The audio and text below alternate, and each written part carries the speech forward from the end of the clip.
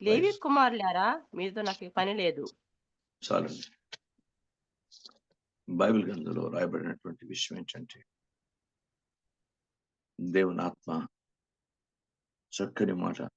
అప్పుడు యెహోవా ఏ మనుషుని ఏర్పరచుకున్నో వాడే పరిశుద్ధుడు. Praise God. దేవుని గ్రంథంలో రాయబడిన పవిత్రమైన మాట ఏంటి? దేవుడు ఏర్పరచుకున్న మనుషుడు పరిశుద్ధుడు. సృష్టిలో ఎవరు పరిశుద్ధులు అంటే అందరూ కాదు. Glory Jesus. దేవుడు ఏర్పరచుకున్న మనుషుడు. Praise the Lord. అంటే ఆయన ఏర్పాటుకి ఎంత విలువ ఉంది. పరిశుద్ధమైతే గన పరలోక సంబంధులు అవుతారు. పరిశుద్ధులైతే కదా పరలోక దేవుని దీవెనలు పొందుకుంటారు. పరిశుద్ధులైతే కదా పరలోక దేవుని యొక్క స్వస్థతలు పొందుకుంటారు. పరిశుద్ధులైతే కదా పరలోక దేవుని యొక్క శక్తిని పొందుకుంటారు. అంటే ఇవన్నీ దేని మీద ఆధారపడి ఉన్నాయి?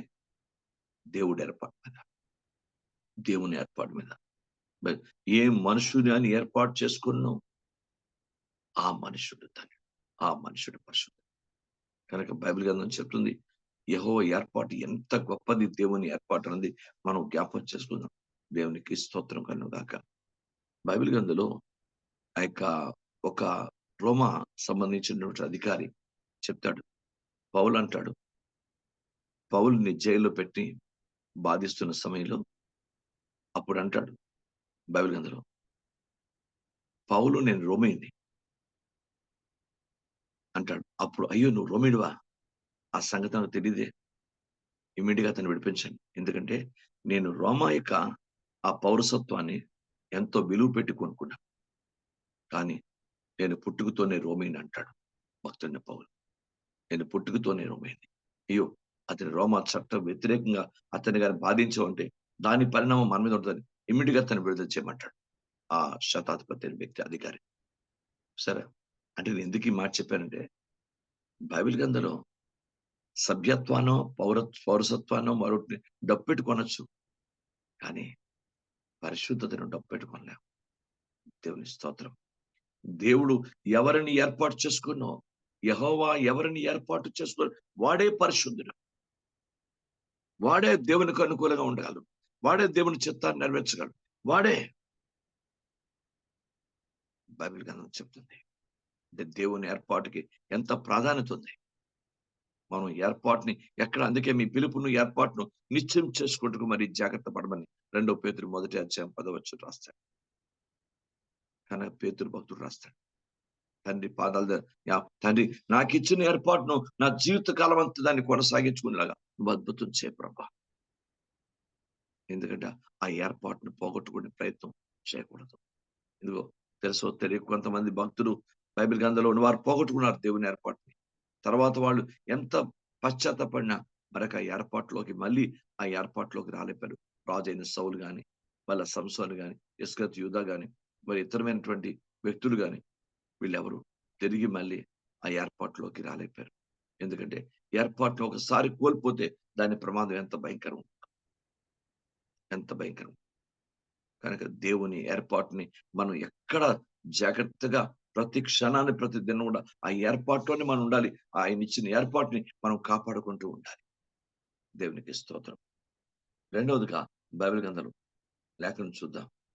కీర్తనల గ్రంథము 19వ అధ్యాయం 19వ కీర్తన 8వ వచనాన్ని చూద్దాం.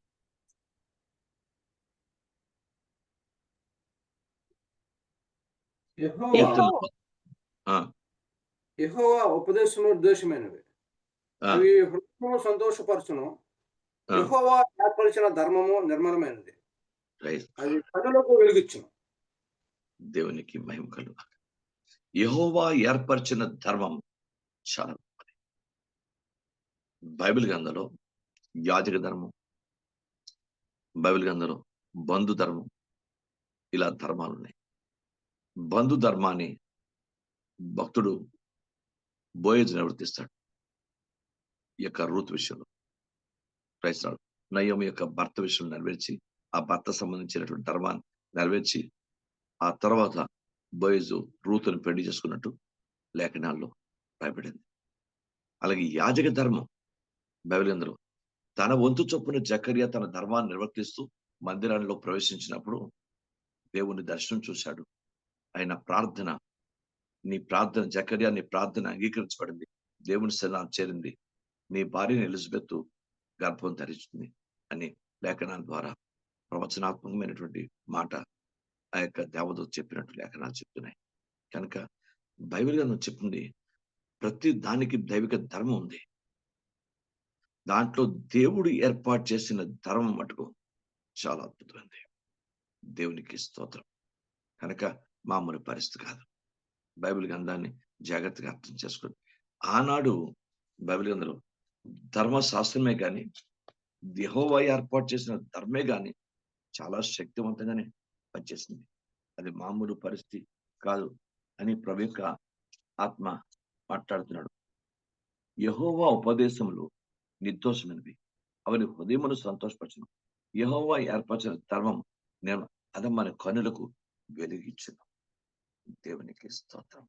ఎందుకంటే ఆయన ధర్మట మన కన్నులకు వెలిగిస్తుందట. క్రైస్తవుడు మన కన్నుల్ని వెలిగించేది ఏంటి అంటే దేవుని వాక్యం. మన కన్నుల్ని వెలిగించేదంటే పరిశుద్ధాత్మ శక్తి. మన కన్నులు వెలిగించేదంటే మామూలు పరిస్థితి కాదు. దేవుని స్తోత్రం. కన్నుగాక బైబిల్ గ్రంథంలో ఉంది, లేఖనాలు ఉంది. కనుక మన కన్నులకు వెలిగించేదే ఇది. దేవుని స్తోత్రం. అంటే దేవుని ధర్మం ఎంత గొప్పది, ఆయన నియమించిన ధర్మం ఎంత శక్తివంతమైనది. ఆయన యాజకులకు ధర్మం నిర్వర్తించాడు, సేవకులకు ధర్మం నిర్వర్తించాడు. సేవా ధర్మం ఉంది, సేవా నియమాలు ఉన్నాయి. యాజక ధర్మం ఉంది, యాజక నియమాలు ఉన్నాయి. క్రైస్తవ బైబిల్ ప్రధాన యాజకునికి ధర్మం ఉంది, ప్రధాన యాజకుల నియమాలు ఉన్నాయి. క్రైస్తవులు ప్రతి ఒక్కటి ఎవరికి రాజధర్మం ఉంది, రాజు యొక్క నియామకం ఉంది.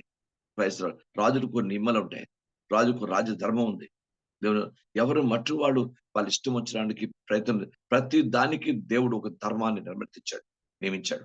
ఆ ధర్మం చొప్పునే వారు పరిపాలించాలి, ఆ ధర్మం చొప్పునే వాడు చేయాలి, ఆ ధర్మం చొప్పునే వాళ్ళు జీవించాలి. అప్పుడే దేవుని యొక్క దీవెన, కృప, సమృద్ధి ఇవాళ అందరికీ కలుగుతుంది. లేకపోతే మనకు కూడా దేవుని యొక్క ధర్మాన్ని దైవ వాక్యాల్లోంచి నిర్మించాడు. దేవుని స్తోత్రం. ఆ ధర్మాన్నే మనం నిర్వర్తించి తీరాలి, మనం జీవితంలో అనువర్తింప చేసుకొని ఉండాలి. Praise God. లేఖనాలు ఉన్నాయి దేవుని యొక్క వాక్యం.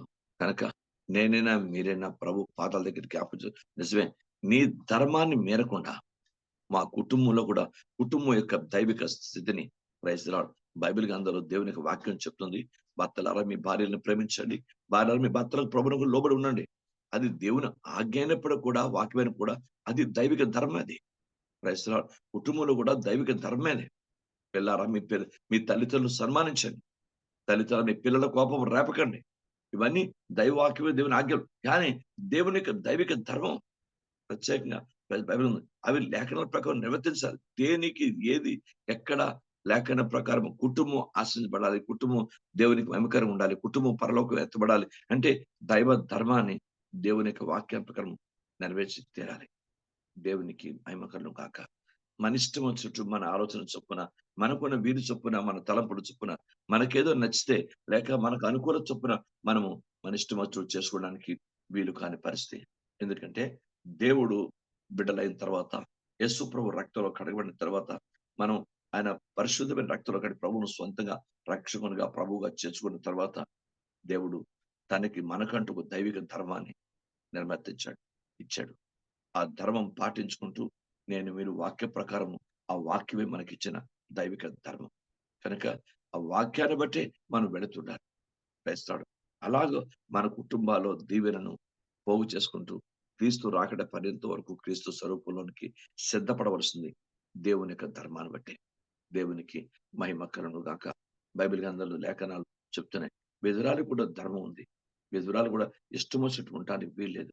తిమోతిలో రాసిన పత్రికలో చెప్తాడు, దైవిక విధురాలు ఎవరిని విధులంటే అయ్యా బిడ్డ వాక్యాన్ని వ్యతిరేకమైన పరిస్థితుల్లో చేరకూడదు. క్రైస్తవులు అలా చేరితే పాపంతో సమానమైపోతుందట, విచరించినట్టు ఉందట. అలా ఉండకూడదు అని తిమోతిలో రాసిన పత్రికలో రాస్తాడు. దేవుని విధవరాలకు కూడా ఒక దైవిక ధర్మం ఉంది. అందుకే దేవుడు ప్రత్యేకంగా క్రైస్తలాడు ఆమెను, రూతును కూడా ఒక ప్రత్యేకమైన విధంగా దీవించిన తర్వాతనే క్రైస్తలాడు ఆమె భర్త ఎల్కానా ఎప్పుడైతే ఇక నయం భర్తలకి దీన్ని విడిపించబడిన తర్వాతనే ఆ భూమి, ఆ తర్వాతనే ఇక బోయసు ఆ బంధు ధర్మం నిర్వర్తిన తర్వాతనే పెళ్లి చేసుకున్నాడు. లేకపోతే పెళ్లి చేసుకోవడం కూడా అవకాశం ఉండేది కాదు. Praise the Lord. అంటే బైబిల్ గ్రంథంలో దేవుని యొక్క వాక్య ప్రకారం కూడా మీరు అర్థం చేసుకుంటే ధర్మము దైవ సంబంధమైన వాక్యం అది నెరవేర్చబడి తీరుతుంది. దేవునికి స్తోత్రం కన్ను గాక. Glory to the name of Jesus. ధర్మం అంటే ఇచ్చేది కాదు, గుర్తుపెట్టుకోండి. ధర్మం అంటే ఇచ్చేది దేవుని వాక్యం. అది ఒక నియామకం లాంటిది, కట్టడి లాంటిది, దేవుని యొక్క ఆజ్ఞ లాంటిది. అది కూడా ఆయన ఆ వాక్యం చొప్పునే వాళ్ళు చేయాలి. ఏ పద్ధతి అయినా, వివాహం కానీ, లేక ఒక జన్మదినం కానీ, లేక ఒక మరణకరమైన దినాలు కానీ, ఏమైనా యెహోవా ఆ దేవుడు నియమించిన ధర్మము చొప్పునే ప్రతి ఒక్కటి చేస్తూ ఉండాలి. అప్పుడే దేవుని యొక్క వాక్యాన్ని బట్టి ఆ దీవెన, కృప, ఆ సమృద్ధిని మనం పొందుకోవడానికి అవకాశం ఉంటుందని లేఖనాల ద్వారా స్పష్టమవుతున్నాయి. యెహోవా ఏర్పరిచిన ధర్మము అది మనకు నిర్మలమైంది. అది కన్నులకు వెలుగు. ఎందుకు నిర్మలమైందంటే వాక్యంలోంచి వచ్చింది కనుక, వాక్యం నిర్మలమైంది కనుక, మరి ఆ ధర్మాన్ని వాక్యంలోంచే దేవుడు అనుగ్రహించాడు కనుక అది మన కన్నులకు వెలుగిచ్చును అని స్పష్టంగా పరిశుద్ధాత్మ దేవుడు రాయించాడు. దేవునికి స్తోత్రం. బైబిల్ యెహోవా ఏర్పరచుకున్న మనుషుని చూసాం, యెహోవా ఏర్పరచుకున్న ధర్మాన్ని చూసాం, యెహోవా ఏర్పరచుకున్నటువంటి మనం పరిస్థితులు కొన్ని మనం బైబిల్ గ్రంథంలోంచి మనం చూద్దాం. 118వ కీర్తన 118వ కీర్తన 24వ వచనాన్ని ఒకసారి చదవండి. ఇది యెహోవా ఏర్పాటు చేసిన దినము, దీని యందు మనం ఉత్సహించి సంతోషించదము. Praise God. జాగ్రత్త గమనించండి. ఎన్నో దినాలుంటాయి. దేవుడు ఏర్పాటు చేసిన దినం, అది పుట్టుక కానీ, మరణమే కానీ, ఒక శుభకార్యం కానీ, ఒక ఏదైనా మన జీవితంలోని దేవుడు యొక్క మన పెండ్లి కానీ, ఏది కానుండి దేవుడు ఒక దినము నియమించాడంటే, అది ఏర్పాటు చేశాడంటే దేవుడు. అందుకే జాగ్రత్తగా మనం గమనించాలి దేవుని యొక్క వాక్యం నుంచి. Praise the Lord. ఇది యెహోవా ఏర్పాటు చేసిన దినం.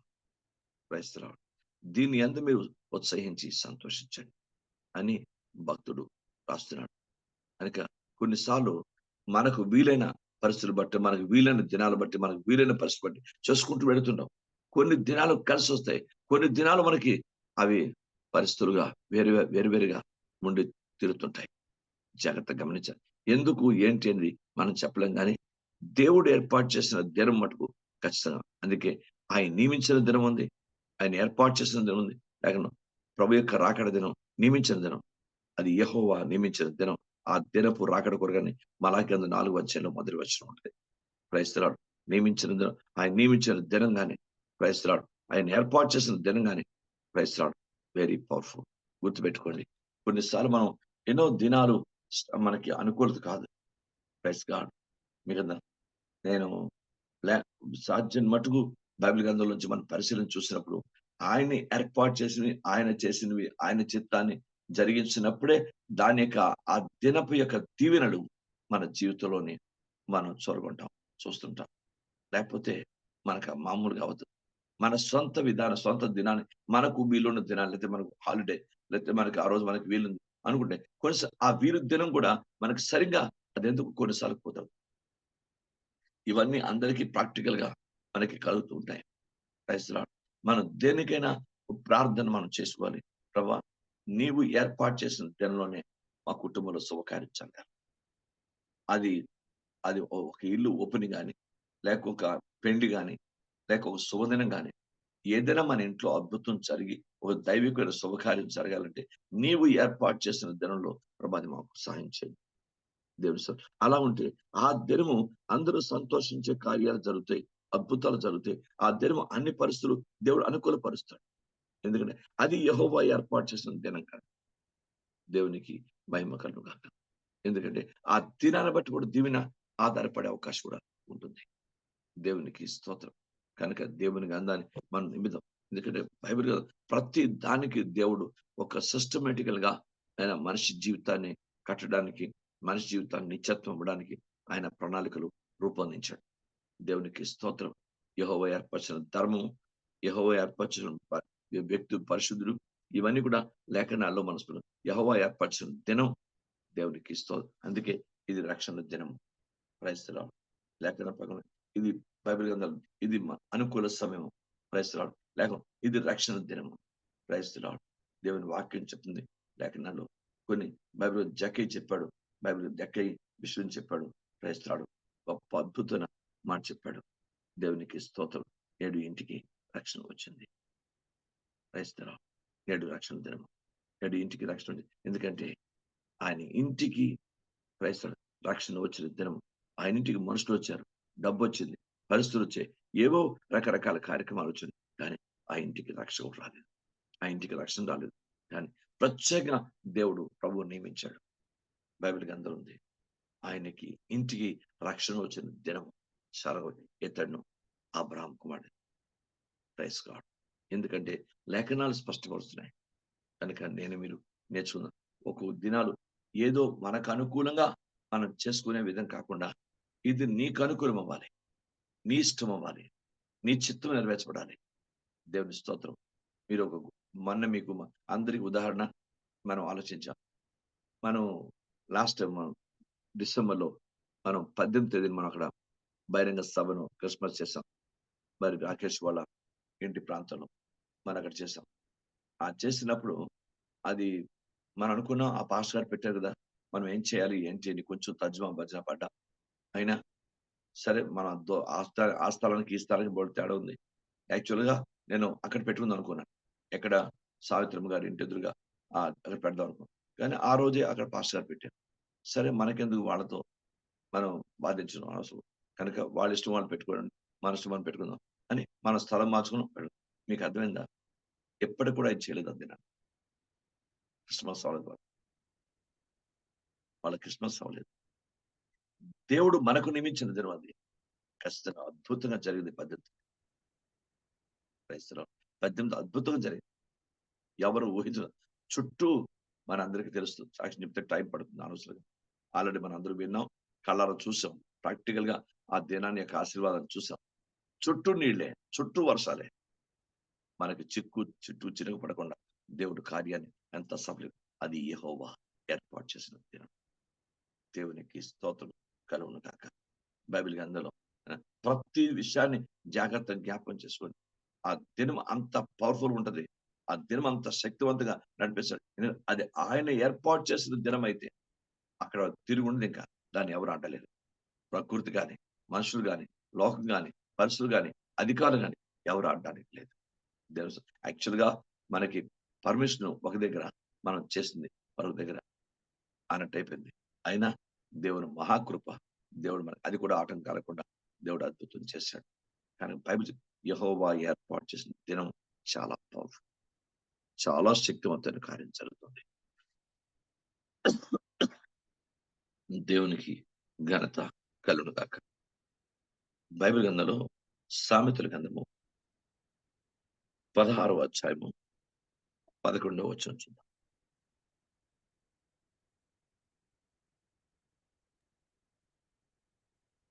న్యాయమైన త్రాసును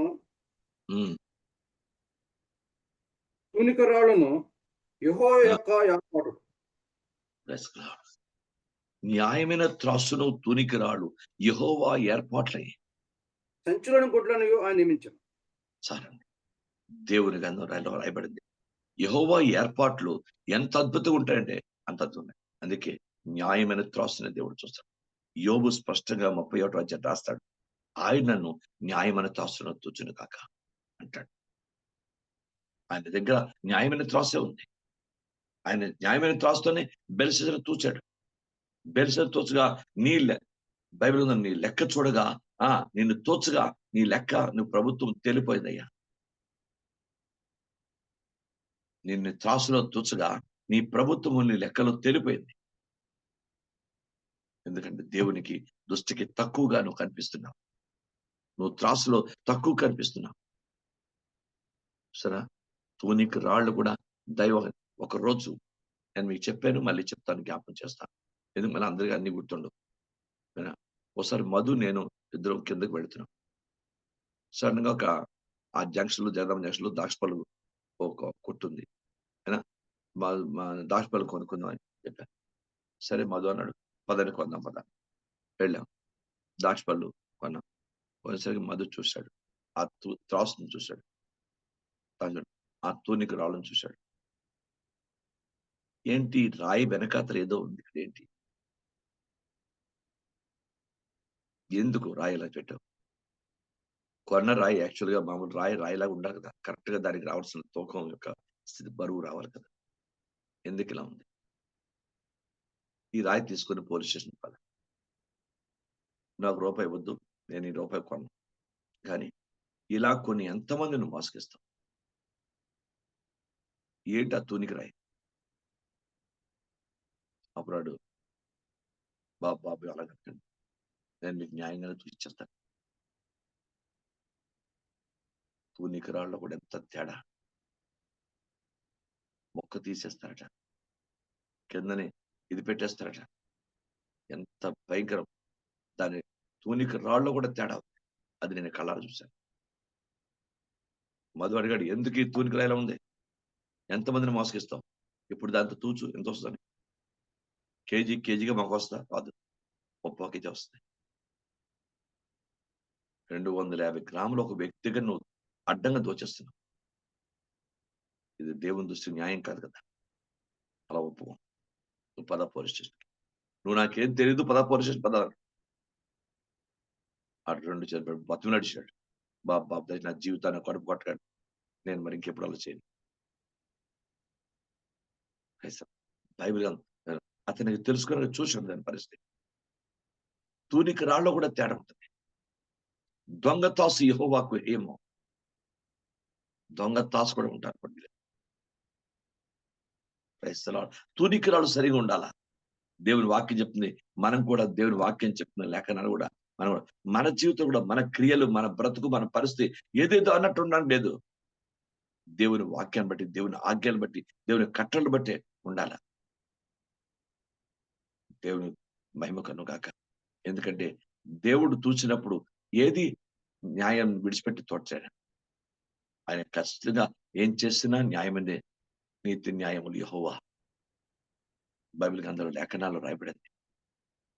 దేవుని వాక్యంలో. తండ్రి దయచేసి నీ పాదాలు పట్టుకుని ప్రార్థన చేస్తున్నాం. దేవుని సింహాసనానికి ఆధారాలే నీతి న్యాయాలు. మరి ఆ నీతి న్యాయాల్లోనే సరిగ్గా మనం మన దైవ స్థితి నీతి న్యాయం లేకుండా ఉంటే ఎలాగా? అందుకే మీరు బైబిల్ గ్రంథంలో రాయబడింది. దైవ వాక్యాన్ని వ్యతిరేకమైన తూనికలు రాళ్ళు దేవునికి హేము ఆయన లేఖనం ఇవన్నీ ఏంటంట? దేవుని తూనిక రాళ్ళు కూడా యెహోవా ఏర్పాట్లే. న్యాయమైన త్రాసు తూనిక రాళ్ళు కూడా యెహోవా ఏర్పాట్లే. అంటే ఏర్పరచుకున్న పరిస్థితి ప్రతి ఒక్కటి ఎంత సిస్టమేటిక్ గా ఉంటుందో దేవుడు ఆలోచన. దేన్ని తోచాలన్నా దేవుడు దాంట్లో న్యాయం చూస్తాడు. సరైన త్రాసు విధానం చూస్తాడు.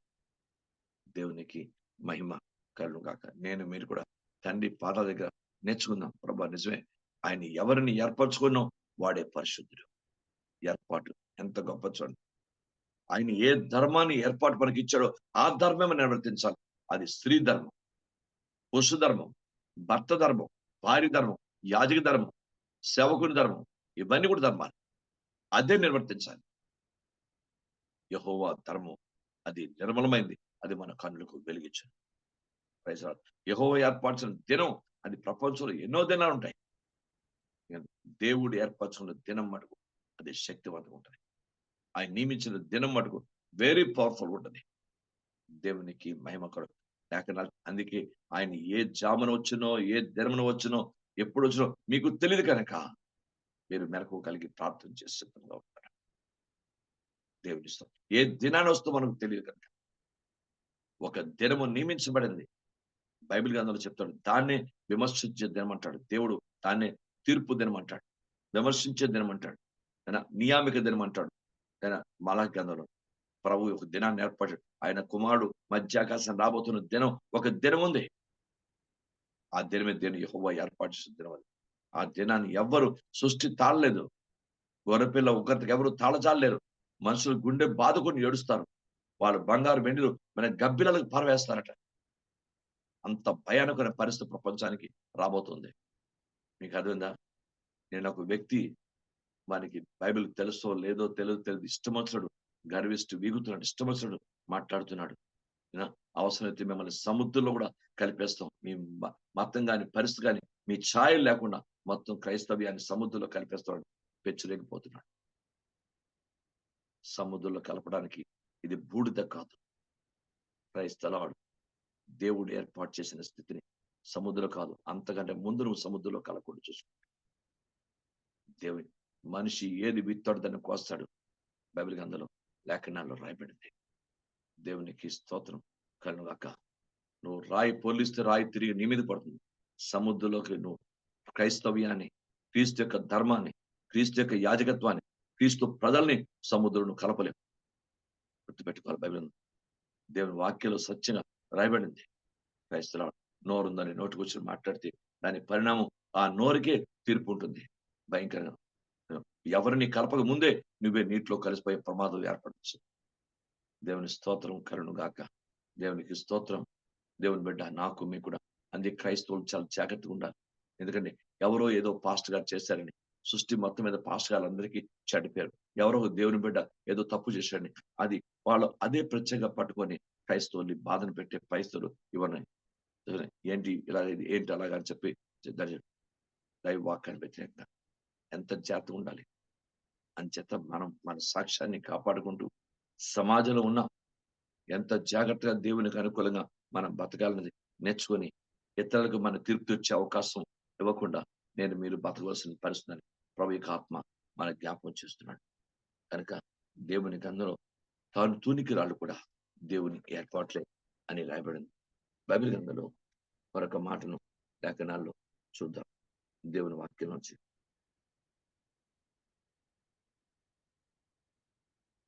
ద్వితీయోపదేశకాండము 12వ అధ్యాయం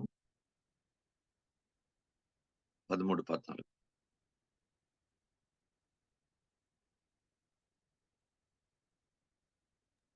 ద్వితీయోపదేశకాండము 12వ అధ్యాయం. నీవు చూచిన ప్రతి స్థలమున నీ దహన బలులను అర్పింపకూడదు సుమి. యెహోవా నీ ప్రాంతంలో ఒక దానియందు ఏర్పరచుకున్న స్థలమునే నీ దహన బలులను అర్పించి నేను మీకు ఆజ్ఞాపించున్న సమస్తము అక్కడనే జరిగింపబడను. Praise God. బైబిల్ దేవుడు ఒక్క యెహోవాని గోత్రంలో ఒక దాని యందు ఏర్పరచుకొని స్థలములోనే నీ సమస్తం అంటే స్థలం కూడా ఏర్పాటు చేయబడింది. దినం మాత్రమే కాదు, ధర్మం మాత్రమే కాదు, మనుషుడు మాత్రమే కాదు, స్థలం కూడా ఏర్పాట్లో ఉంది. దేవుని ఏర్పాట్లు చూసారా?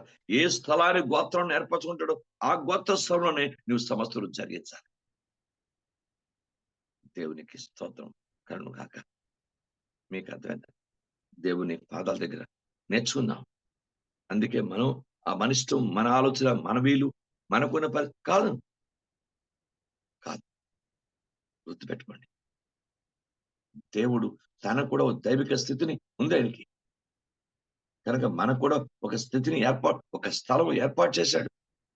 ఆ స్థలం మీద నువ్వు సమస్తము జరిగించాలి. నా ఇష్టం ఎక్కడే చేస్తా అనడానికి లేదు. నాకు ఇదే వీలవుతుందే చేస్తాను అన్నట్టు లేదు. దేవునికి మహిమ కలుగును గాక. కదా బైబిల్ గ్రంథాన్ని పరిశీలించండి. ఇస్సాకు చనిపోయే ముందు కాదు, యాకోబు చనిపోయే ముందు యోసేపుతో చెప్తాడు, ఆయన నేను చనిపోయినప్పుడు అన్ని ఇక్కడ పాతిపెట్టింది. నాకు ఒక స్థలం ఉంది, నా పితరుల స్థలం నాకుంది, అక్కడ తీసుకెళ్ళి నన్ను పాతిపెట్టి నా అస్థికలు కానీ ఏవి కూడా ఉండడానికి వీల్లేదు. ఇది ఐగుప్తు దేశానికి తాత్కాలికంగా వచ్చి ఉంది, మనం ఇక్కడ ఉండడానికి కాదు. క్రైస్తవులు ఇది తాత్కాలికం. మనకి నేను చనిపోయినప్పుడు దయచేస్తున్నాను ఇక్కడ ఉపాధి పెట్ట అని యోసేపుకు హేతు పలుకుతాడు యాకోబు. నిజంగా యాకోబు కూడా అలాగే మరణించిన తర్వాత వెంటనే అతడి శవాన్ని వాడిని తీసుకెళ్ళిపోయాడు అన్నానికి. పితరుల యొక్క ఎక్కడ స్థలం ఉందో ఆ స్థలంలోనే పాతి పెట్టాడు. దేవునికి స్తోత్రం. ఇవన్నీ యథార్థ సత్యాలు. నేను ఎక్కడే చేస్తాను, ఎక్కడే ఉంటాను, ఇలా కాదు. దేవుడు ఎక్కడ నియమించాడో, ఎక్కడ ఏర్పాటు చేసుకున్నాడో అక్కడనే నువ్వు సమస్తం దహన బలులను నువ్వు అర్పించే ప్రతి స్థితి కూడా నీకు ఆజ్ఞాపించాను. ఆ స్థలంలోనే అక్కడనే జరిగింపబడి. దేవునికి మహిమ కలుగుగాక. లేకపోతే ఎవరిష్టం వాళ్ళతో ఉంటే క్రైస్తవ్యానికి అర్థమేమో. ఆలోచించండి. గవర్నమెంట్ లాకే ఒక ప్రత్యేకత ఉంది. గవర్నమెంట్ ఏది నియమిస్తే దాన్ని ఖచ్చితంగా ఆ ప్రకారమే చేయాలి. ఉదాహరణకు ఒక స్టాంప్ డ్యూటీ, లేక ఒక పన్ను, లేక ఒక నీటి పన్ను, ఒక ఇంటి పన్ను, ఏది గవర్నమెంట్ నియమిస్తుందో దాని ప్రకారం చేయాలి. నాకు ఇది వీలుంది, నేను ఇచ్చేస్తానంటే ఒప్పుకోడు, గవర్నమెంట్ ఒప్పుకోదు. Name of Jesus. ఎంత ఖచ్చితంగా గవర్నమెంట్కి ఇలాంటి రూల్స్ ఉన్నప్పుడు దేవుడు కూడా కొన్ని రూల్స్ ఉన్నాయి. ఆయన పద్ధతులు పాటిస్తాడు. దేవునికి మహిమ కలుగును గాక. కనుక మీరు కూడా నేర్చుకుందాం. క్రైస్తవులు, దేవుని బిడ్డ, నాకు మీకు కూడా చాలా మంచి విషయాలు ఇవన్నీ కూడా దేవుడు ఏ స్థలంని ఏర్పరచుకునో ఆ స్థలంలోనే, అక్కడే దేవుడు ఏర్పరచిన వాతావరణం సమస్తం ఉచ్చారించాలి. దేవునికి మహిమ కలుగును గాక. క్రైస్తవులు, నా ఇష్టం, నేను ఎక్కడే ఉంటాను, ఇక్కడే ఆరాధన చేస్తాను, ఎక్కడే ఇస్తాను, దానికి ఒక పద్ధతి అంటూ బైబిల్ గ్రంథం ఉంది. దేవునికి స్తోత్రం. తర్వాత బైబిల్ గ్రంథంలో దేవుడి యొక్క రాజ్యానికి సంబంధించిన స్థలం కూడా చూద్దాం. 132వ కీర్తన 13 చూడండి. 132వ కీర్తన. యెహోవా సియోను ఏర్పరచుకుని ఉన్నాడు, తనకు నివాస స్థలము దాన్ని కోరుకుని ఉన్నాడు. దేవుని ఇది స్తోత్రం. నేను కోరిన స్థానము, ఇది నిత్యము నాకు ఇష్టమ స్థానముగా నుండెను, ఇక్కడే నేను నివసించేదను. దేవుడు రాజ్యాన్ని కూడా, సియోను కూడా దేవుడు ఏర్పరచుకున్నాడు. భూమి మీద మాత్రమే కాదు, పరలోకంలో కూడా ఆయన స్థానం, ఆయన ఏర్పరచుకున్న స్థానం ఆయనదే. దేవునికి మహిమ. దాని మీద ఎక్కడ ఆ దరిదాపులు కూడా ఎవరు లేదు. ఆయనకు అనుకూలమైన వ్యక్తులు, ఆయనకి ఇష్టమైన వ్యక్తులు, ఆయన చిత్తానుసారమైన ఆయన వాక్యాన్ని గైకొన్న వ్యక్తులు మాత్రమే అక్కడ చేరగలరు. మీకు అది దాన్ని కూడా దైవిక స్థితి ఉంది. దేవుని బిడ్డ, బైబిల్ గ్రంథంలోంచి ఒకసారి ఆలోచించండి. దేవా, ఏదో దేవుడు సియోను ఏర్పరచుకున్నాడు. ఆయన ఏర్పాటు, పరలోకం అన్నది ఆయన ఏర్పాటు. ఆ ఏర్పాటుకి వెళ్ళాలంటే ఇక్కడ భూమి మీద దేవుడు నియమించిన దైవిక ఏర్పాట్లు చేస్తూ వెళ్ళాలి. అప్పుడు యెహోవా ఏర్పాటుకు మనం వెళ్తాం పరలోకానికి. ఇది దేవుని యొక్క వాక్యానుసారం. ఏదో మన ఇష్టం, మన ఆలోచన, మన ఉద్దేశం కాదు. దేవునికి స్తోత్రం కలుగును గాక. బైబిల్ చాలా గొప్పదండి. చాలా విషయాలన్నీ నేను ధ్యానిస్తున్నప్పుడు నిజంగా ఎంత అద్భుతమైన విషయం. సంఖ్యాకాండం 17:5 తీయండి. దేవుని ఏర్పాటు విషయంలో మరో మాట కూడా చూద్దాం. 17:5 సంఖ్యాకాండం. అప్పుడు 7:5 పాస్టర్ అండి. అప్పుడు 17 లో వాయిస్ అప్పుడు ఎవరిని ఏర్పరచుకుందునో వాని కర్ర చిగురించును. Praise God. 12 గోత్రాల కర్రల్ని సాక్షిగుడారంలో పెట్టారు. 12 గోత్రాల కర్రల్ని, ఇశ్రాయేలు 12 గోత్రాల కర్రల్ని సాక్షిగుడారంలో పెట్టారు. కానీ బైబిల్ గ్రంథం చెప్తుంది అహరోను కర్ర చిగురించు. లేవి గోత్రం. బైబిల్ పరిశీలించండి.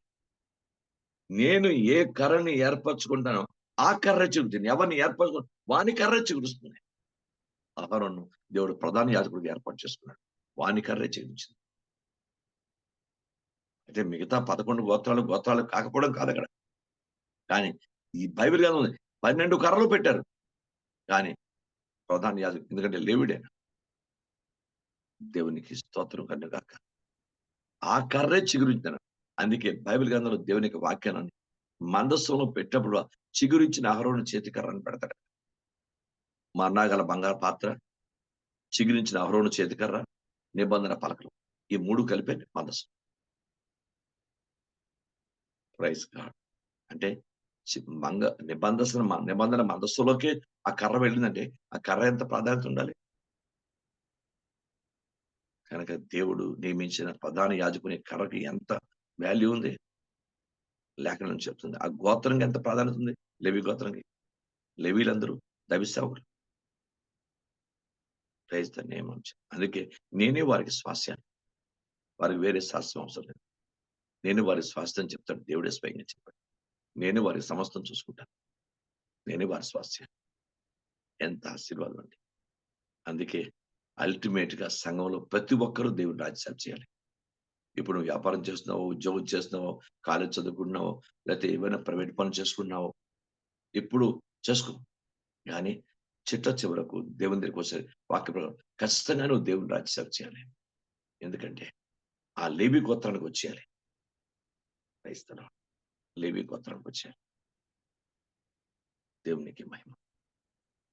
బైబిల్ గ్రంథంలో జాగ్రత్తగా గమనిస్తే, నేను దినవృత్తాంతాల గ్రంథంలో చదివాను. లేవీయుల తాలూకా పరిస్థితి ఎక్కువ ఉంటుంది. ఓ దగ్గర నేను చదివాను, 2వ దినవృత్తాంతాల గ్రంథం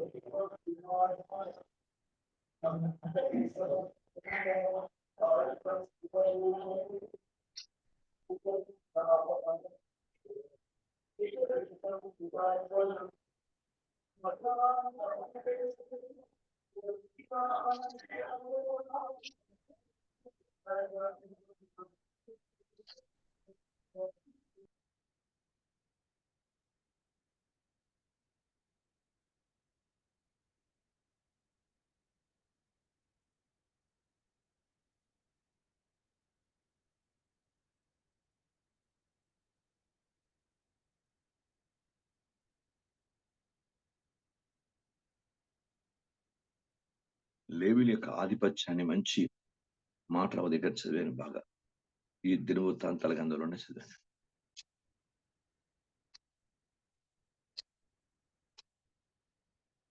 ఎక్కువ లేవీలే ఏర్పడతారు.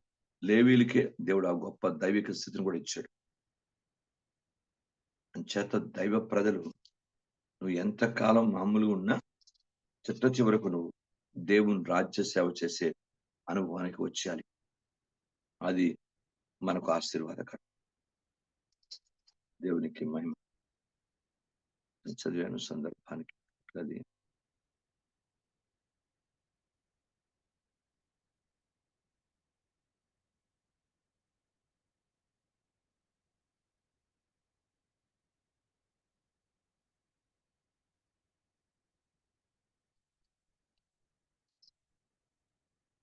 చదివాను. కొన్ని నేను టిక్కు చేపడం వెంటనే దాన్ని అండర్లైన్ చేయను. దానివల్ల కొన్ని రిఫరెన్స్ మర్చిపోతాను. బైబిల్ లేవీలకి అంత ప్రాధాన్యత. దేవుని లేవీలకు నేనే స్వాస్థ్యం అని దేవుడు చెప్పాడు. కనుక దేవుని గ్రంథంలో మనం బైబిల్ గ్రంథం ఆఖరిగా మనం చూస్తే మత్తయి సువార్త 24:31.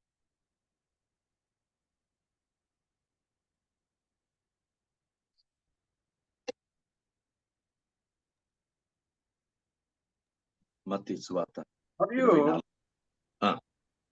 మరియు ఆయన గొప్ప బోరతో తన దూతలను పంపును. ఉమ్, వారు ఆకాశం యొక్క ఈ చివరి నుండి ఆ చివరి వరకు నలుదిక్కుల నుండి ఆయన ఏర్పరచుకొనిన వారిని పోగు చేతురు. Praise God. ఉందండి, చివరికి పరలోకంలో ఎత్తబడి కూడా ఏర్పాటు చేయబడివారు. అందుకే యెహోవా ఏర్పాటు జరగదు. దేవునికి స్తోత్రం. అందుకే ఆయన ఏర్పాట్లో మనం ఎవరు ఏర్పరచుకుంటే వారే పరిశుద్ధుడు. ఆయన ఏర్పరచుకున్న కర్రే చిగురించిన. ఆయన ఏర్పరచుకున్న ధర్మే నిర్మలమైంది. ఆయన ఏర్పరచుకున్నటువంటి రాళ్లే తురికాడు దేవుని దృష్టికి యెహోవా ఏర్పాట్లు. ఇవన్నీ బైబిల్ గ్రంథం మొత్తం డిఫరెన్స్ అన్ని మీకు నేను ఇచ్చాను. దైవ ఏర్పాటు గురించి. యెహోవా ఏర్పాటు దినం ఎంత దైవికమైంది. Praise Lord. ఆయన ఏర్పరచుకున్న సేవకులు ఎంత దైవికమైన వారు. Praise Lord. ఆయన ఏర్పరచుకున్నటువంటి ప్రతి స్థితి కూడా చాలా గొప్పది. అందుకే మనందరూ నేను మిమ్మల్ని, మీరు నన్ను ఏర్పరచుకుని నేను మిమ్మల్ని ఏర్పరచుకుంటాను. శిష్యులతో ఆయన ఏర్పరచుకున్న శిష్యులందరూ శక్తివంతమైన వ్యక్తులైన తప్ప అందరూ ఉన్నతంగా ప్రభు రాజ్యాన్ని బహుబలం కట్టారు. 12 సింహాసనాలు అధిష్ఠించుకున్నారు. వాళ్ళ జీవితంలో అపోస్తలుడు. కనుక దేవుడు ఏర్పాటు చేసినటువంటి దినం, దేవుడు ఏర్పాటు చేసిన ప్రజలు మనం దేవుని ఏర్పాటు చేయబడిన స్థితిలో మనం ఉన్నాం. కనుక మన రక్షణ మనం భయంతో వణుకుతూ కొనసాగించుకుంటూ దైవ చిత్తాన్ని నెరవేరుస్తూ మన జీవితాన్ని కూడా మనం దేవునికి అనుకూలంగా మార్చుకోవాలి. క్రైస్తలాడు నేను మీరు మామూలుగా ఉండకూడదు. ఏదో మన ఇష్టం మన ఆలోచన కాదు, కానీ ఆయన ఏర్పాట్లో ఉందో ఏం చేయాలో నియమించాడు, అది మనం చేసుకుంటూ వెళ్తుండాలి. అంతే, దానికి తిరుగు. క్రైస్తలాడు మన ఆలోచన కాదు, దేవుని ఆలోచన బట్టి. దేవుని స్తోత్రం. చివరికి ఆయన బోరధ్వని వినపడినప్పుడు ఎత్తబడింది ఆయన ఏర్పాటు చేసిన వారు. ఆ ఏర్పాటును చివరి వరకు కాపాడు. ఏదైతే నీకు దినం స్టార్టింగ్ లో రక్షణ పొందిన దినం ఏదైతే నీకు ఏర్పాటు వచ్చావో ఆ దినాన్ని చివరి వరకు కాపాడుకుంటూ వెళ్ళాలి. ఆయన రాజ్యానికి ఎత్తబడినంత వరకు, ఆయన రాజ్యం చేరుకునే పర్యంత వరకు కూడా ఆ ఏర్పాటును ఖచ్చితంగా కాపాడుకుని నిశ్చయం చేసుకొని బతకాలి. మీ పిలుపును, మీ ఏర్పాటును నిశ్చయం చేసుకోండి. 2 పేతురు 1:10 అలా మన జీవితాన్ని దేవునికి అనుకూలంగా మనం గడిపి నిత్యమైనటువంటి క్రీస్తు రాకడ కొరకు ఎదురు చూసే వ్యక్తిగా ఉంటాం. దేవుడు తన మాటలు మనకు దీవించుగాక. ఆయన ఏర్పాటు మటుకు ఎక్కడ తప్పకుండా జాగ్రత్త పడతాం. దేవుడు తన మాటలు మనకు దీవించును గాక. పరిశుద్ధాత్మ ప్రేరణతో ప్రార్థించండి. Praise God. పరిశుద్ధుడా, ప్రేమగల నా ప్రియ పరలోక తండ్రి, మీ పాదాల కొందాలనైనా. జీవాధిపతి తండ్రి, సృష్టికర్తమైన దేవ, భూమి ఆకాశాలు నీరు అందు సమస్తం సృష్టించిన తండ్రి యెహోవా దేవ, మీ బంగారు